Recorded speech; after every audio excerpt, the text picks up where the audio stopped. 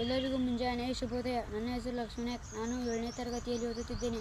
ನನ್ನ ಶಾಲೆಯ ಹೆಸರು ಪಿಪ್ಲೋಡ್ ಪ್ರಿ ಪ್ರೈಮರಿ ಆ್ಯಂಡ್ ಹೈಸ್ಕೂಲ್. ಪಾಠ 10 ದಾನ ಚಿಂತಾಮಣಿ ಅತ್ತಿಮಬ್ಬೆ.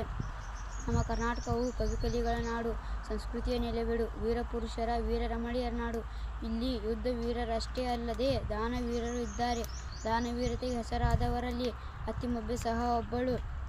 10ನೇ ಶತಮಾನದಲ್ಲಿ ಜೀವಿಸಿದ ಅತ್ತಿಮಬ್ಬೆಯ ತಂದೆ ಮಲ್ಲಪ್ಪಯ್ಯ, ತಾಯಿ ಅಬ್ಬಕ್ಕಬ್ಬೆ. ಇವಳ ಹುಟ್ಟೂರು ವೆಂಗಿಮಂಡಲದ ಪುಂಗನೂರು. ತಂದೆ ತಾಯಿ ಸುಸಂಸ್ಕೃತರು. ಮಲ್ಲಪ್ಪಯ್ಯನ 8 ಮಕ್ಕಳಲ್ಲಿ ಅತ್ತಿಮಬ್ಬೆ ಮತ್ತು ಗುಂಡುಮಬ್ಬೆಯರು ಅಕ್ಕ ತಂಗಿಯರು. ಬೆಳೆಯುವ ಸಿರಿ ಮೊಳಕೆಯಲ್ಲಿ ಎಂಬಂತೆ ಅತ್ತಿಮಬ್ಬೆ ಬಾಲ್ಯದಲ್ಲಿ ಅತಿ ಚತುರೆ, ವಿನಯ ವಿವೇಕ ಸಂಪನ್ನೆಯಾದ ಇವಳು ಮನೆ ಮಂದಿಯ ಮುದ್ದಿನ ಮಗಳಾಗಿ ಬೆಳೆದಳು. ಮಕ್ಕಳಿಗೆ ಮನೆಯ ಮೊದಲ ಪಾಠಶಾಲೆ ಎಂಬಂತೆ ಅತ್ತಿಮಬ್ಬೆಗೆ ತಂದೆ ತಾಯಿಯಿಂದ ಉತ್ತಮ ಸಂಸ್ಕಾರ ದೊರೆಯಿತು.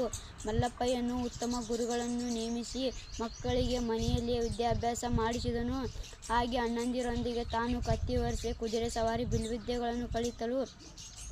ಮಹಾವೀರನೆಂದು ಪ್ರಖ್ಯಾತನಾದ ನಾಗದೇವನೊಂದಿಗೆ ಅತ್ತಿಮಬ್ಬೆಯ ವಿವಾಹವಾಯಿತು. ವಿವಾಹ ಸಂದರ್ಭದಲ್ಲಿ ಪೊನ್ನ ಮಹಾಕವಿಯ ಶಾಂತಿಪುರಾಣ ಪ್ರಕಟಗೊಂಡಿತು.